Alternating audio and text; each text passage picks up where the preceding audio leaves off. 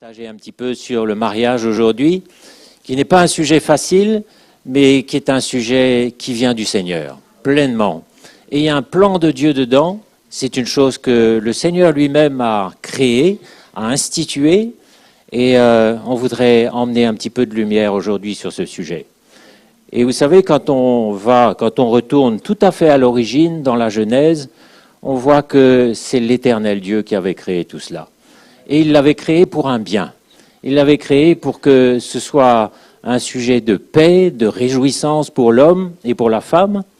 Et ce que l'on voit clairement dès le chapitre 2, c'est qu'à l'origine, Dieu avait créé l'homme. Et il l'avait placé dans une situation élevée. Il lui avait donné la domination sur toute la création qu'il avait faite, sur les plantes, sur les animaux, sur tout le monde qu'il avait créé. Il l'avait placé dans une position élevée et il avait mis sur son visage sa propre gloire. Il l'avait créé à son image et à sa ressemblance, nous dit la parole. Et on peut imaginer quel était le sort de ce premier homme, Adam, qui était resplendissant de gloire, qui était dans une relation avec Dieu, qui ignorait totalement la mort, qui ne connaissait évidemment pas le vieillissement, la maladie et tout ce que nous connaissons aujourd'hui. Et l'Éternel l'avait placé dans cette situation privilégiée de relation avec lui, de bonheur, de paix. Et même le travail, certainement, pour lui, était une bénédiction. Alors qu'aujourd'hui, il est devenu bien souvent comme une calamité, comme au moins une difficulté. Mais à cette époque, je ne sais même pas si on pouvait parler de travail, mais c'était son activité. Et probablement, il cultivait le jardin, il nommait les animaux, il veillait sur eux. Je ne sais pas ce qu'il faisait, mais il était heureux. Et l'Éternel le regardait vivre et il se disait, c'est bon. Vous savez, chaque fois que l'Éternel créait quelque chose, on nous dit, et l'Éternel vit que cela était bon. Ce que Dieu a créé est bon, mes frères et sœurs. Mais un jour, l'Éternel s'est dit, il n'est pas bon que l'homme soit seul. Il n'est pas bon qu'il soit seul. Nous allons donc lui créer une aide semblable à lui. Et vous connaissez l'histoire, il a fait tomber sur ce premier homme un profond sommeil, il a tiré une part de l'homme pour créer la femme, et il l'a mise à côté de l'homme. Et là, chapitre 2, verset 22, l'Éternel Dieu forma une femme à côté, une femme de la côte qu'il avait prise de l'homme, et il l'amena vers l'homme. Et l'homme dit, voici cette fois celle qui est os de mes os et chair de ma chair. On l'appellera femme parce qu'elle a été prise de l'homme. C'est pourquoi l'homme quittera son père et sa mère et s'attachera à sa femme et ils deviendront une seule chair. Donc vous voyez dès l'origine un plan de Dieu. Et un plan paisible où chacun était à sa place, où l'homme était dans une position privilégiée, une position d'autorité en quelque sorte, et la femme était là à côté de lui, comme une aide semblable à lui, paisible, heureuse certainement, heureuse dans son activité, honorée, et le bonheur certainement, le bonheur et la grâce les accompagnaient tous les jours de leur vie, comme dira plus tard le David. Mais vous savez tout ce qui s'est passé, la désobéissance est intervenue, et là, les calamités ont commencé à s'abattre sur eux. Et au verset 16 du chapitre 3, l'Éternel dit à la femme, « J'augmenterai la souffrance de tes grossesses, tu enfanteras avec douleur, et tes désirs se porteront vers ton mari, mais il dominera sur toi. » Et vous voyez, il dominera. Alors que avant, au contraire, il n'était pas question de domination, il était question au contraire d'une aide placée à côté de l'homme. Mais là, à partir de ce moment-là, à partir de cette désobéissance, on voit une domination. C'est-à-dire quelque chose d'écrasant, quelque chose qui blesse. Et vous voyez que dans la plupart des pays du monde, tout au long des siècles passés, on a vu une domination de l'homme brutale, avec la force, une domination de l'homme sur la femme, avec tous les dégâts que ça a créés, avec tous les désordres, les blessures, les dégâts que ça a occasionnés. Et là, on n'est plus dans le plan de Dieu. Et un peu plus loin, il dit à l'homme, c'est à force de peine que tu tireras du sol ta nourriture tous les jours de ta vie. Donc on voit maintenant un ordre qui est brisé. On sait que tous les deux vont avoir 2 enfants, qui sont Abel et Caïn. Et aussitôt, la violence s'installe dans le monde, le premier meurtre est commis.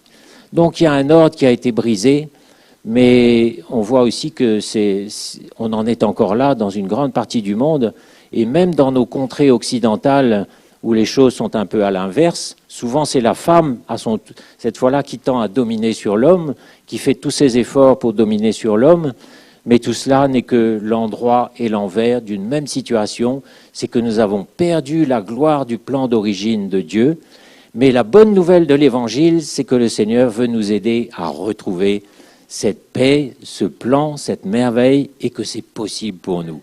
On va voir un petit peu tout au long des versets suivants, on va voir que c'est possible. Et aujourd'hui, ce que l'on voit, on voit une situation où c'est tellement difficile dans la vie des couples que les couples se défont, et que quand on est fatigué avec l'un ou avec l'une, on s'en sépare, et puis on prend un autre ou une autre, et beaucoup n'osent même plus se marier parce qu'ils se disent « j'ai tellement peu de chances de réussir qu'il vaut mieux que je ne me marie pas ». Et c'est comme ça qu'on voit une situation provisoire et avec tous les dégâts, toutes les blessures que ça implique. Et même dans l'Ancien Testament, vous pouvez remarquer que à cette époque où le cœur de l'homme était profondément endurci, c'était monnaie courante pour un homme d'avoir plusieurs épouses. Et à cette époque, quand on voulait se séparer de l'une, il y avait une chose très simple à faire pour l'homme, écrire une lettre de répudiation. Et c'était terminé. Et c'était tellement une pratique et tellement ancrée dans les mœurs de cette époque que même dans la loi de Moïse, c'était écrit. Cette pratique était avalisée.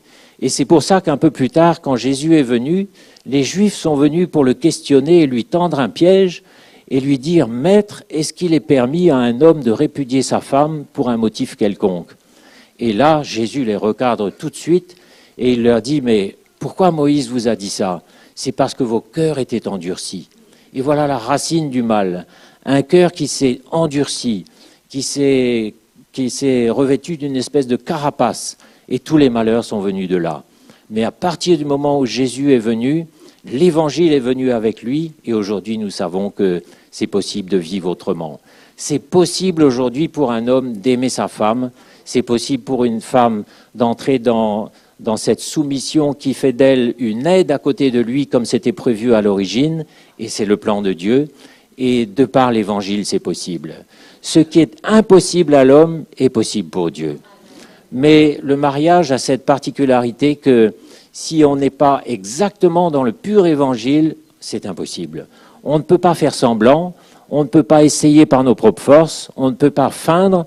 La seule manière de réussir dans une vie de couple, c'est le pur évangile de la croix que Jésus nous a donné. L'évangile où chacun des deux conjoints renonce à lui-même, où il accepte de perdre. Et ça, moi j'ai maintenant un peu plus de 20 ans de vie conjugale derrière moi, et je vois combien c'est une réalité. Je ne suis pas un grand prédicateur, mais ce que j'ai vécu, je peux vous dire, je l'ai vécu. Et je peux attester que c'est vrai, que les promesses de l'évangile sont vraies. Et qu'un mari qui prend sérieusement à cœur l'appel de Dieu et le message de la croix et qui s'applique à perdre, à renoncer à lui-même, à pardonner, à rester pur devant Dieu, je peux vous dire que le Seigneur agit. Vous savez, le mariage, ce n'est pas deux personnes, mais c'est trois. Au milieu des deux, il y a un troisième, et c'est ce qui a fait dire à l'auteur de l'Ecclésiaste, « Deux valent mieux qu'un ». Et la corde à 3 fils ne se brise pas facilement. Le mariage, c'est une corde à 3 fils. Et au milieu, il y a le Seigneur. Et quand nous avons la bonne attitude, le Seigneur agit et il fait des miracles dans l'un et dans l'autre. Mais quand on fait semblant, quand on a un évangile qui est simplement religieux, où on confesse des versets, où on vient à l'église, mais le reste du temps, on garde notre vie entre nos mains. Et on fait ce que l'on veut, on a nos vies entre nos mains. Là, le Seigneur ne peut pas agir. Il ne peut agir que lorsque nous sommes vraiment sur le message, sur la révélation de la croix, sur le bon fondement. Et là, le Seigneur est capable de nous unir d'une façon extraordinaire. Jésus disait, mais on vous a dit ça parce que vos cœurs étaient endurcis. Moi, ça me frappe ce message parce que la racine de tous les maux, c'est un cœur dur, qui tient bon, qui ne veut pas voir son état, qui n'est même pas prêt à voir sa misère, à s'humilier, à demander pardon au Seigneur, à lui demander de l'aide, alors que la vraie vie chrétienne, c'est ça. dire Seigneur, pardonne-moi ma misère, je suis dur, je suis jaloux, je suis coléreux, j'ai du mal à pardonner. Quand on commence à voir sa misère, à s'humilier, et quand on est prêt à perdre et à affronter cette espèce d'opprobre, on nous dit, là, la main de Dieu commence à bouger. Mais il y a des choses difficiles à traverser, parce que le Seigneur nous demande de ne pas rechigner à des situations où on perd. Vous savez, ça nous arrive dans des conflits, peut-être des situations tendues, de perdre. Littéralement de perdre la face. Et jusqu'à être humilié même. C'est humiliant, hein? On perd la face. On est humilié. On donne gagnant alors qu'on sait qu'on a raison. On s'humilie. Et c'est là, dans ce chemin-là, que la victoire vient comme un fruit où le Seigneur remet chacun à sa place. Et souvent, vous avez remarqué peut-être que l'Éternel se plaît à mettre ensemble deux personnes complètement opposées. Et il fait ça pour que le seul chemin de rapprochement soit l'Évangile. Il n'y a pas d'autre chemin possible, aucun. Donc, si mon conjoint est complètement à l'opposé de moi, dans le naturel, ça va être le feu, ça va être la tension permanente. Mais si l'Évangile vient, le Seigneur fait de nos vies des beautés. Vous savez, l'Évangile fait de nos vies des beautés. Quand il travaille profondément, quand il nous transforme, quand il nous humilie, quand on persévère, quand c'est dur. Il y a des moments c'est dur, on pleure intérieurement, on se tait, on avale, on ne dit rien, on se laisse dépouiller, on se laisse emmener dans des situations humiliantes. Quand on traverse tout ça, la main de Dieu bouge. Le Seigneur ne passera jamais à côté d'un cœur qui s'humilie sans faire quelque chose. Jamais. Et un couple dans la maturité, dans l'Évangile, ça c'est une merveille. Et c'est la démonstration que l'Évangile est puissant. C'est ça que nous voulons apporter. Je crois c'est ça qui peut glorifier Dieu, c'est que nos vies le glorifient et apportent la démonstration que l'Évangile est vrai, que l'Évangile est puissant, qu'il est concret, qu'il est réel. Alors que si nous prenons à la légère l'Évangile, au contraire, il y a de la honte qui va rejaillir sur notre Dieu. Vous savez, quand David avait péché avec Bathsheba, le prophète lui a dit « Tu m'as méprisé. Tu m'as méprisé et à cause de cela, il va y avoir toutes sortes de conséquences. » Et ces conséquences ont continué à peser sur la vie de David jusqu'à la fin de ses jours. On ne veut pas que notre vie soit une occasion pour le Seigneur d'être critiqué, d'être moqué. Et c'est ce qui se passe malheureusement dans beaucoup d'églises, dans beaucoup de confessions, dans beaucoup d'endroits où on confesse de la bouche le Seigneur, mais dans notre vie, on fait tout le contraire de ce qu'il nous dit. Et le Seigneur n'est pas glorifié du tout de voir des couples qui se séparent, qui se remarient, et il y a des conséquences dans le naturel. Les premières conséquences d'un couple qui se sépare, souvent ce sont les enfants. Regardez les conséquences, les blessures, combien des enfants vont être entraînés avec un mauvais exemple, dans le mauvais chemin, comme une plante qui a poussé de travers et qu'on ne pourra jamais redresser. Il y a des conséquences naturelles graves, des blessures profondes qui vont s'installer. Et en fin de compte, l'opprobre qui rejaillit sur le créateur de tout cela. C'est lui qui a institué le mariage, c'est lui qui nous a créés. Et si nous apportons la démonstration que l'Évangile, finalement, ça ne marche pas, et pire même, certains essaient de justifier leur échec en interprétant l'Évangile à leur façon. Et en disant, le Seigneur comprend, il y a la deuxième chance, pourquoi pas la troisième aussi. Le frère Mickey nous a abondamment parlé de tout cela. Il n'y a rien de tout ça dans l'Évangile. Il y a un seul plan, prends ta croix, renonce à toi, et tu auras du succès dans ton mariage. Il n'y a aucune situation conjugale qui soit impossible. Aucune. Le Seigneur est capable d'agir, et combien ici pourrait témoigner que d'une restauration. Je suis sûr qu'au milieu même de nous, des couples qui étaient au bord de la faillite, même déjà dedans peut-être, mais avec le peu de foi que le frère, la sœur avaient, le Seigneur a été capable de tout rétablir, tout restaurer, tout reconstruire, tout ça parce que l'évangile de la croix est puissant.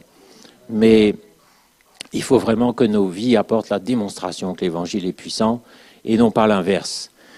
Des conséquences naturelles, les blessures, les enfants, mais aussi des conséquences spirituelles.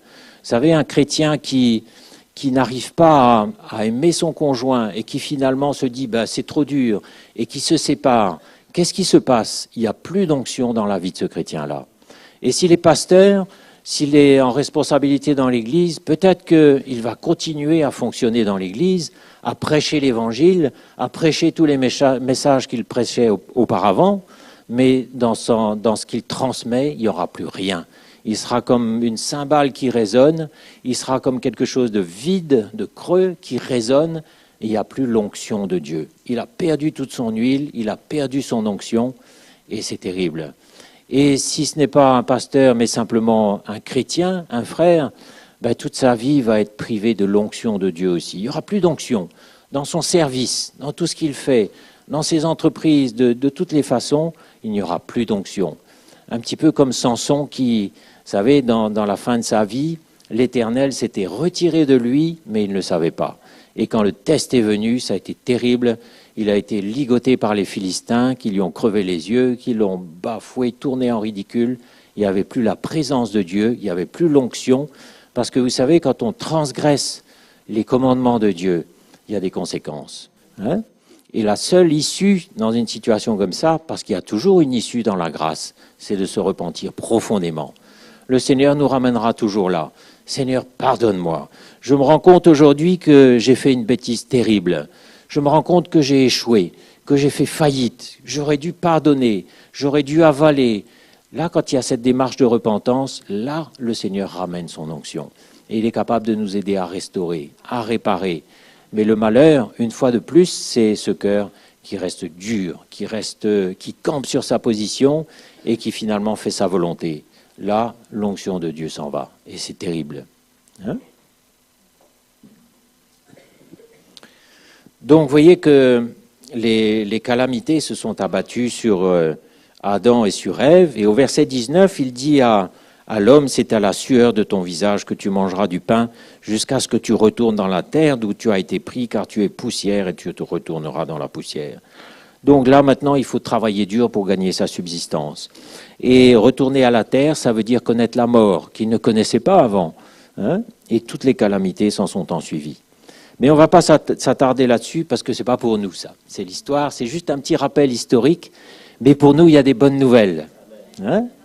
L'évangile, littéralement, je crois, ça veut dire bonne nouvelle. C'est pas ça, Jean-Louis? Hein? L'évangile, c'est une bonne nouvelle. Et maintenant, on va aller voir un petit peu dans 1 Timothée chapitre 3, et vous allez voir que, aux yeux de Dieu, le mariage et ce qui se passe à la maison est non seulement quelque chose d'important, mais quelque chose de fondamental. Et par exemple, on voit dans ce chapitre de Timothée que ce qui qualifie un homme de Dieu, qu'est-ce qui va qualifier un homme de Dieu pour accomplir l'œuvre de Dieu? Hein? Est-ce que c'est sa connaissance? Est-ce que c'est son bagage théologique? Est-ce que ce sont ses années de théologie? Est-ce que c'est son charisme personnel? Il prêche bien, il a de la prestance, il est capable d'entraîner les foules. Est-ce que c'est ça qui le qualifie? Non, ce qui le qualifie, c'est qu'il soit un bon père de famille, un bon mari, qui sache tenir ses enfants dans la soumission et qui sache diriger sa maison, parce que s'il ne sait pas diriger sa propre maison, comment va-t-il pouvoir diriger l'Église du Seigneur que le Seigneur lui confie? Donc vous voyez, là, il n'y a rien de théologique, rien de théorique, mais il y a une réalité de l'Évangile. Mes frères et sœurs, l'Évangile, ça ne peut être qu'une réalité vécue dans notre cœur. Et un chrétien ne peut pas prêcher autre chose que ce qu'il vit.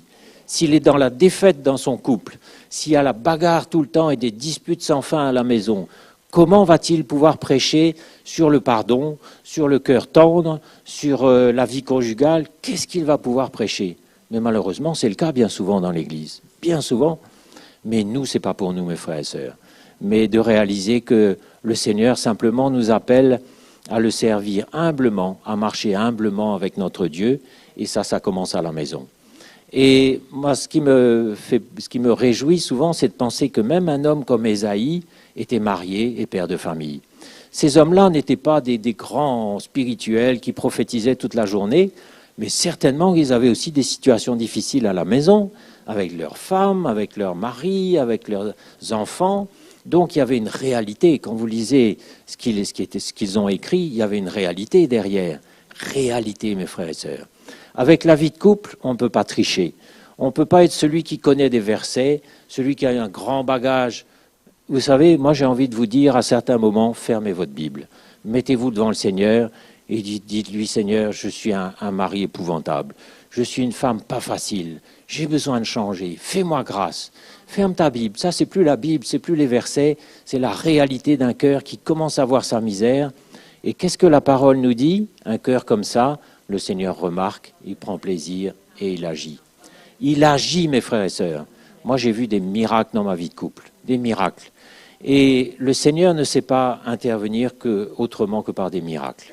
Miracle après miracle, si vous avez la bonne attitude, humble, réelle, vraie, le Seigneur fera miracle après miracle. Et il faut, parce que dans le naturel, c'est pas possible. N'essayez pas pour vos efforts. Vous savez, en janvier 2017, des tas de gens vont prendre des résolutions. Ah, cette année, j'arrête ça. Cette année, je vais être comme ça. Les résolutions, ça va durer 15 jours. Mais si vous faites la démarche plus efficace de vous mettre devant le Seigneur, Seigneur, j'en ai assez d'être comme ça. Je ne me supporte plus moi-même. Je suis coléreux, je suis rancunier, j'en ai marre. Change-moi, fais une œuvre. Là, vous allez voir, le Seigneur va agir puissamment et vous allez glorifier Dieu en produisant l'image d'un couple ou d'un chrétien ou d'une chrétienne qui grandit, qui change. Ah, quand on va chez ce couple-là, maintenant, dans cette famille, on sent une atmosphère de paix qui n'était pas là avant. On sent la présence du Seigneur. Il y a un bon parfum maintenant de vie brisée, de vie donnée, de cœur brisé, et on sent la présence. Et le plus beau témoignage, c'est une femme qui peut dire de son mari, mon mari a changé. Avant, il était comme ça, maintenant, il est comme ça. Il a changé. Ça, c'est la trace de l'Évangile. C'est la trace de l'intervention de Dieu dans un couple, et c'est ça qui va glorifier Dieu. Moi, j'ai envie d'apporter la démonstration que l'Évangile, c'est vrai. Vous savez, souvent, il y a des gens qui me disent, mais pourquoi ça s'est écrit, pourquoi c'était... Vous savez, ils viennent comme pour tester nos connaissances. Moi, je me débarrasse vite de ces questions en disant, écoute, je ne sais pas, je ne suis pas un grand théologien, mais viens passer un peu de temps à la maison, tu vas voir. Tu vas voir ce que le Seigneur m'a donné. Tu vas voir la paix, tu vas voir ce que c'est. Il n'y a peut-être pas grand-chose dans nos greniers, mais dans notre cœur, tu vas ressentir une paix, tu vas ressentir une... Et là, il y a beaucoup de conséquences positive, favorable cette fois-là, qui s'installe, parce que quand un couple est bien, les enfants sont bien, l'Église est bien, les frères et sœurs sont bien. Vous savez, on n'est pas seul, mais il y a toute une atmosphère spirituelle qui s'installe autour de nous, que nous le voulions ou pas. Et quand des parents prennent leurs responsabilités, et ça leur coûte, ils souffrent, ils paient un prix pour ça, les enfants après sont bien.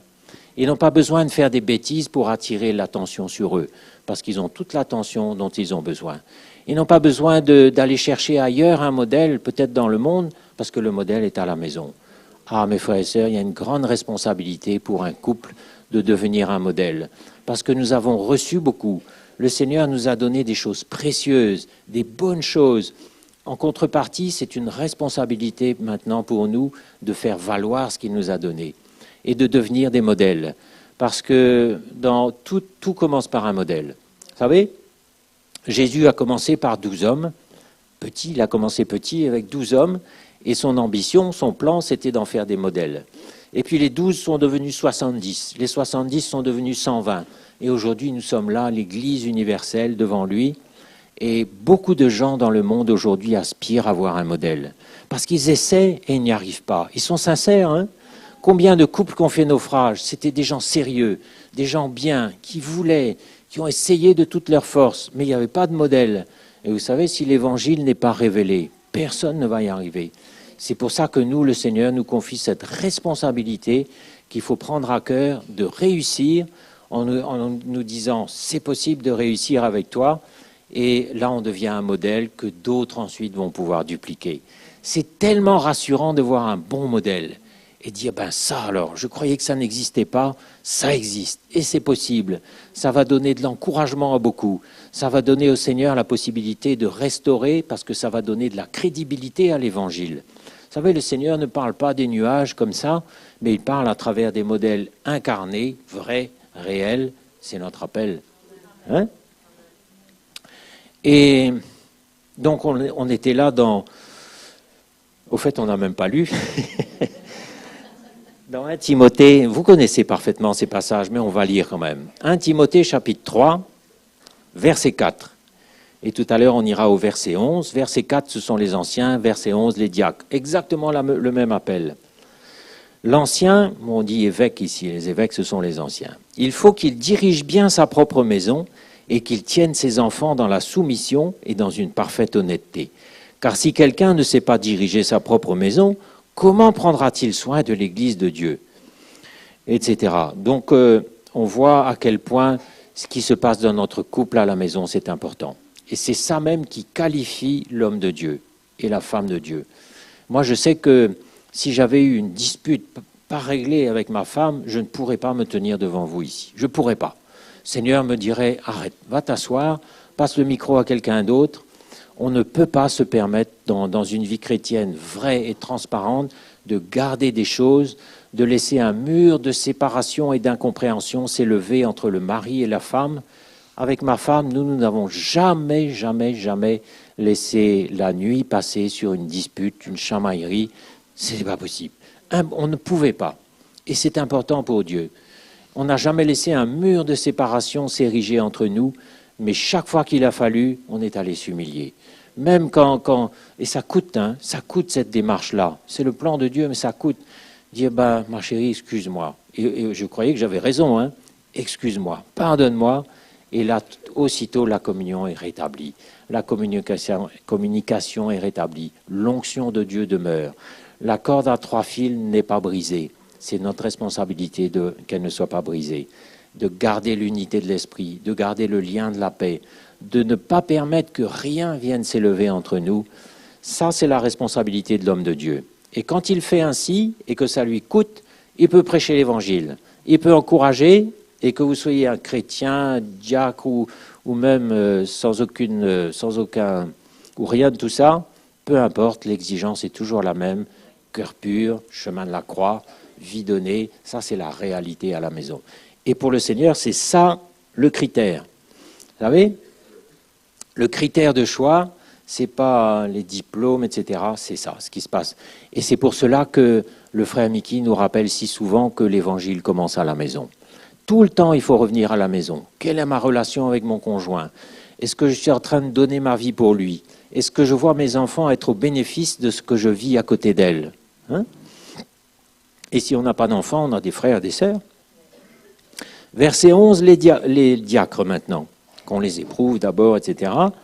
Verset 11, les femmes de même doivent être honnêtes, non médisantes, sobres, fidèles en toutes choses. Les diacres doivent être maris d'une seule femme et bien diriger leurs enfants et leur propre maison, car ceux qui remplissent convenablement leur ministère s'acquièrent un rang honorable et une grande assurance dans la foi en Jésus-Christ. Vous voyez comment c'est important ce qui se passe à la maison? Donc, n'essayons pas de couvrir, de dissimuler. Vous savez, tout est à nu et à découvert devant celui à qui nous aurons à rendre compte. Et dans beaucoup de couples aussi, on met les choses sous le tapis quand ça ne va pas. On fait des concessions, on avale, et puis finalement, quand on soulève le tapis, qu'est-ce qu'on voit? Du non-pardon, des contentieux, des vieilles querelles, des vieilles choses. Mais c'est pas notre appel, ça, mes frères et sœurs. On n'est pas destiné à subir, on n'est pas destiné, bien sûr, à écraser l'autre, mais il faut que sous le tapis, ce soit aussi propre que dessus. Hein? Quand le Seigneur soulève le tapis, là, qu'il puisse dire, c'est bon, il n'y a rien dessous, c'est clair. Le dedans de la coupe est aussi propre que l'extérieur. Hein, on vient le dimanche avec un beau visage, un beau sourire, mais si je vais chez vous demain, qu'est-ce que je vais trouver? Une atmosphère, vous savez, on ressent quand il y a une atmosphère de tension, de dispute, on ressent ça. Hein, mais quand il y a la paix, c'est transparent, on ressent aussi. Que le dedans soit comme le dehors. Ma vie à la maison comme ma vie à l'église. Mon comportement au travail comme mon comportement parmi vous tous les jours. Et on n'est pas destiné non plus à être parfait. On n'est pas parfait. On est dans un corps de chair. On a des défaillances. Quelquefois, on se met en colère. Quelquefois, on s'accroche avec quelqu'un. C'est pas un problème, ça. Ça doit pas être un problème. Mais tout est dans l'attitude de revenir. Ma chérie, pardonne-moi. Mon chéri, pardonne-moi. On recherche la paix. On ne laisse pas la nuit passer sur nos disputes. On garde un cœur clair tout le temps. D'accord ? Donc ça, c'est la qualification des hommes de Dieu. Ah, moi, j'aime ça. Parce que je ne pourrais pas prêcher quelque chose que je ne vis pas. Je ne pourrais pas être en train de vous parler ce matin si ce n'était pas une réalité chez moi. Ah, je ne pourrais pas. Je ne sais pas comment on peut faire ça.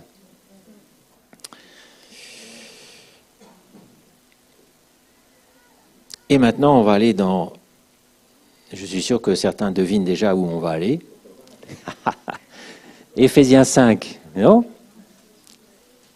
Ah ben oui. Et là, on va voir qu'il y a une toute autre dimension dans le mariage. On va voir que le mariage, c'est pas seulement une femme que Dieu a mise à côté de l'homme pour lui tenir compagnie ou pour le soutenir. On va voir que c'est pas seulement un réconfort, mais on va voir que c'est un grand mystère et que c'est un symbole. Et au fait, je crois qu'on ne saisit pas encore toute la portée de ce que c'est que le mariage. Mais il y a quelque chose, là, il y a une dimension profonde, une dimension divine, il y a comme un symbole. Et c'est pour ça que le Seigneur, enfin l'apôtre Paul ici, compare le lien qui unit le mari avec sa femme au lien qui unit Jésus avec l'Église. Et ça, c'est merveilleux. Et si un mari arrive à aimer sa femme conformément à l'Évangile, ben, il n'est pas très loin du but. Ça veut dire qu'il se comporte comme Jésus, qu'il commence à manifester ses sentiments, qu'il commence à redevenir à l'image et à la ressemblance de celui qu'il a créé. Et au fait, moi je crois que le mariage est fait pour ça, beaucoup pour cela, parce que c'est la chose la plus difficile. Moi je vous le dis franchement, vivre tous les jours à côté de quelqu'un qui est complètement différent de vous et arriver à l'aimer avec le cœur de Dieu, ça c'est le défi total. Hein? C'est la chose la plus difficile, mais c'est possible. Et vous allez y arriver. Et c'est comme cela que vous allez retrouver l'image et la ressemblance de Dieu. C'est-à-dire que vous allez retrouver ses sentiments, son cœur, sa patience, sa miséricorde, son attitude, sa compréhension, sa manière aussi de parler dans la vérité quand il le faut. Vous allez retrouver le cœur de Dieu si vous vous y prenez bien, et ça c'est une merveille. Et bon, on va lire quand même, mais vous connaissez par cœur ces versets tout à l'heure, hein, comment Jésus nous demande aux maris d'aimer leurs femmes. Regardez comment Jésus a aimé l'Église. Regardez comment pendant 3 années où il a été avec les 12, regardez, à certains moments même, il dit, mais combien de temps je vais vous supporter encore, hein, jusqu'à quand vais-je vous supporter, hein? Donc c'était pas facile pour lui. Ben, c'est exactement l'attitude d'un mari vis-à-vis de sa femme ou d'une femme vis-à-vis de son mari.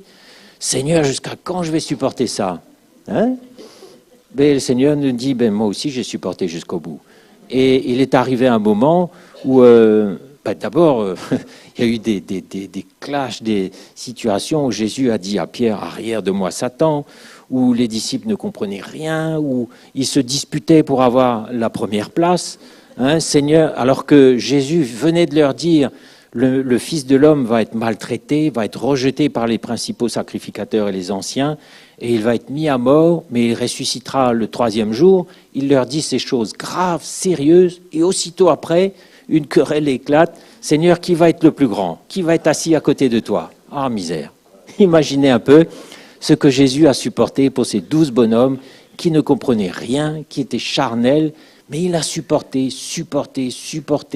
Il les a portés, il les a encouragés, il les a aimés. Et un jour est arrivé où tout le monde a reconnu qu'il avait vraiment un cœur. Là, ils ont reconnu, ils ont commencé à comprendre. Et si le mari donne vraiment sa vie pour sa femme, parce que c'est son appel de donner sa vie pour sa femme, il y a un moment, immanquablement, où le Seigneur intervient et dans le cœur de la femme prend place une espèce de reconnaissance où la femme se dit « Ouais, il a vraiment payé un prix pour moi. Oui, vraiment, il a changé. Oui, vraiment, il m'a aimé. » Vous savez, il y a une qualité d'amour qui n'a rien à voir avec les sentiments. Ce n'est pas des sentiments que Jésus avait pour ses disciples, pour ses apôtres-là. Il n'avait aucun sentiment, aucune émotion, mais il était décidé à les choisir, à les aimer et à les emmener jusqu'au bout. Ça n'a rien à voir avec des sentiments et des émotions. Rien à voir non plus avec le sentiment amoureux qu'on éprouve au début. Hein, et qui est bon aussi, il ne faut pas mépriser ça, c'est super. Mais ce n'est pas la fin de tout. Parce que ça va durer quelques jours, quelques semaines. Et ça va rester aussi. Parce que je crois que ça c'est destiné à rester. Mais ça ne restera que si l'Évangile travaille. Et être toujours amoureux de son conjoint au bout de 23 ans, ça c'est le miracle de l'Évangile. Et c'est possible. C'est tout à fait possible. Donc Jésus a eu une attitude merveilleuse envers ses disciples et envers nous aussi. qui n'étions même pas encore nés, qui étions, je ne sais pas où on était à cette époque, dans les profondeurs de l'abîme, je ne sais pas.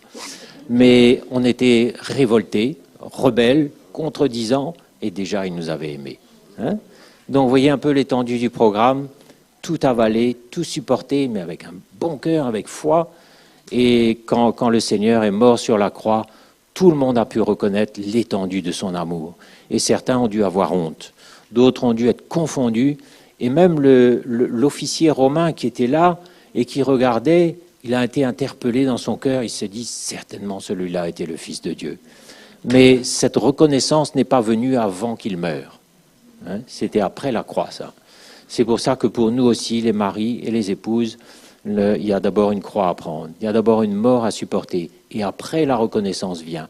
Après, l'amour, le vrai amour céleste, divin, vient. Et quand il vient, ben, tout le reste demeure. Hein. J'étais amoureux, je suis toujours amoureux de ma femme ou de mon mari. Hein. Et un couple comme ça glorifie Dieu. Et le Seigneur nous dira, c'est bien, là tu as réussi, et là je vais pouvoir t'utiliser, parce que le but de Dieu aussi c'est de nous utiliser et de nous envoyer, parce que tellement de gens soupirent après ce modèle perdu. Moi aussi je me souviens quand j'étais dans le monde encore autrefois, dans mon cœur je soupirais après ce modèle, parce que je ne connaissais pas encore le Seigneur, j'étais dans mon péché, dans ma misère, mais au fond de mon cœur, j'avais le désir d'être marié et d'avoir des enfants. Je rêvais dans mon cœur d'avoir des enfants. Personne ne le savait. Hein. Et vous voyez ce verset qui dit « Fais de l'Éternel tes délices et il te donnera ce que ton cœur désire. » Le Seigneur regarde au fond du cœur. Si vous avez au fond de votre cœur le désir d'y arriver, le Seigneur vous aidera. Si vous avez un bon désir qui vient de lui, que ce soit d'avoir des enfants ou quoi ou qu'est-ce, c'est un désir qui vient de lui, le Seigneur le réalisera. Avec l'Évangile, mes frères et sœurs, tout est possible. Et c'est pour ça que le mariage est vraiment une merveille. Mais le drame, c'est que l'esprit du monde pèse de tout son poids aujourd'hui. Et c'est pour cela qu'il faut vraiment se dégager de cet esprit du monde qui nous envahit et qui vous fera dire un jour ou l'autre certainement « Ah, pourquoi mon mari domine sur moi? Pourquoi ma femme est comme ça? Pourquoi ?» Et ça peut même aller plus loin. On ne va pas s'étendre là-dessus. Mais n'allons pas laisser ces raisonnements du monde qui sont tellement forts. Vous savez, il y a une image du monde qui est omniprésente autour de nous aujourd'hui, où la femme hier était écrasée, maintenant c'est elle qui écrase. Il y a même des mouvements de libération d'hommes battus. Il y a des hommes battus, oui. Donc on est tombé d'un excès dans un autre, mais c'est toujours pas le plan de Dieu. Hein. Ce sont les tentatives humaines, mais le plan de Dieu, c'est l'Évangile, et c'est Éphésiens 5. On va lire quand même. Vous connaissez par cœur, mais on va lire. Éphésiens 5, verset 22. Femmes, que chacune soit soumise à son mari, comme au Seigneur, car le mari est le chef de la femme, comme Christ est le chef de l'Église, qui est son corps et dont il est le sauveur. Vous voyez le parallèle entre l'Église et le couple, c'est un grand mystère, tout ça, c'est quelque chose de grand. Moi, j'ai le sentiment que je suis en train de vivre quelque chose de grand.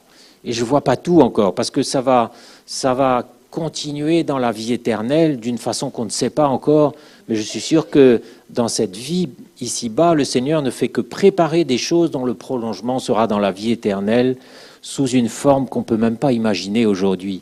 C'est pourquoi appliquez-vous à réussir l'étape d'aujourd'hui, coûte que coûte, parce que vous allez voir dans le siècle à venir, je suis sûr qu'il y aura des répercussions extraordinaires.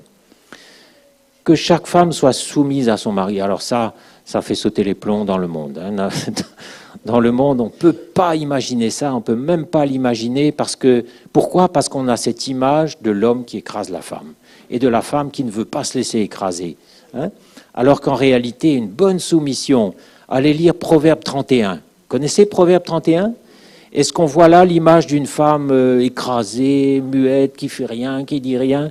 On voit une femme active, épanouie, heureuse, qui prend des responsabilités, qui donne des ordres à son personnel dans la maison, qui se lève tôt le matin, qui se réjouit. Allez lire. C'est pas une femme écrasée et frustrée, ça, hein, mais c'est une femme qui se soumet à son mari, comme Sarah qui était soumise à Abraham. Comme quoi, vous voyez, le modèle ne date pas d'aujourd'hui non plus. Hein. Et Sarah qui... C'est pas Abraham qui lui avait dit « Appelle-moi mon Seigneur ». Mais elle appelait Abraham son Seigneur. Allez savoir pourquoi. Demandez-vous, posez-vous la question. Moi, je n'ai pas la réponse. Hein. Mais il y a un modèle qui est là, mes frères et sœurs. Et la vraie soumission, je crois que c'est quelque chose qui est inscrit au plus profond du cœur de la femme. J'en suis convaincu. Parce que le Seigneur a placé un modèle au fond du cœur. Et quand la femme arrive à trouver cette place à côté d'un mari qui lui aussi a pris sa place et qui est en train de se soumettre à Christ, de vivre l'Évangile, de donner sa vie pour elle, elle va être bien dans cette place-là. Elle va être en sécurité, elle va se sentir rassurée, alors qu'auprès d'un homme qui ne prend pas sa place, ça va être plus difficile. Elle va être obligée de prendre des responsabilités qui ne sont pas pour elle, de porter des fardeaux que le Seigneur ne lui demande pas de porter. C'est pour ça, nous les maris, faisons tout, mes frères et sœurs, mes frères, pour prendre notre place comme le Seigneur le veut. Pas une place pour dominer, mais une place pour transporter une autorité de l'esprit.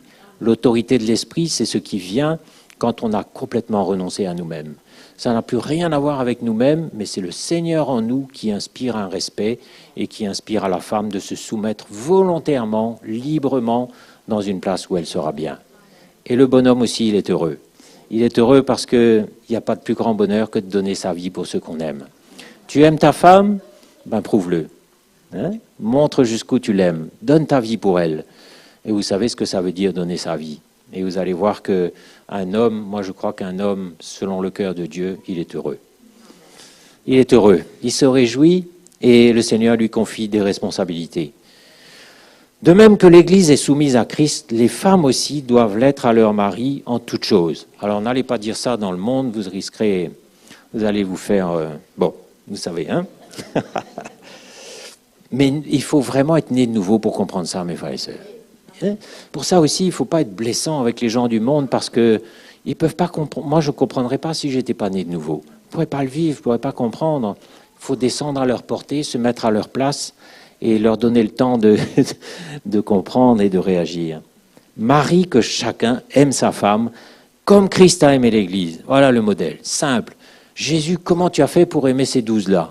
Comment tu as fait pour nous supporter alors que nous étions encore dans notre rébellion? Comment tu as fait pour donner ta vie pour nous alors qu'on ne t'aimait pas, qu'on ne te connaissait pas, qu'on s'était rebellé contre Dieu? Comment tu as fait ça? Marie, que chacun aime sa femme comme Christ a aimé l'Église et s'est livré lui-même pour elle, afin de la sanctifier en la purifiant, en la lavant par l'eau de la parole, pour faire paraître devant lui cette Église glorieuse, sans tache, ni ride, ni rien de semblable, mais sainte et irréprochable. Voilà l'ambition du mari. Présenter à la fin de la course une épouse libre, heureuse, épanouie, sanctifiée, purifiée. Et là, le Seigneur pourra nous dire, à nous les maris, super, super mon garçon, tu as bien fait ton boulot. Tu as rempli ton contrat. Moi, c'est mon désir, c'est mon ambition. C'est ainsi que le mari doit aimer sa femme comme son propre corps. Celui qui aime sa femme s'aime lui-même, car jamais personne n'a haï sa propre chair, mais il la nourrit et en prend soin. Ah, j'aime ce verset. Les maris, il la nourrit et en prend soin, comme Christ le fait pour l'Église, parce que nous sommes membres de son corps. Bon, ça ne veut pas dire que la femme ne doit plus travailler, que c'est l'homme qui... C'est pas dans le naturel, ça. Mais il y a une attitude où on veut apporter une vraie nourriture spirituelle à notre femme, à notre épouse, pour qu'elle puisse grandir. Et ça implique la grâce, la vérité, la croix, tout ça, ça marche ensemble. Alors que la dureté, la domination, la loi, le légalisme, tout ça aussi, ça marchait ensemble autrefois. Et c'est ce qui nous emmenait dans des excès terribles. Donc, voilà un petit peu ce que je voulais vous partager à propos de ce sujet qui est cher à mon cœur.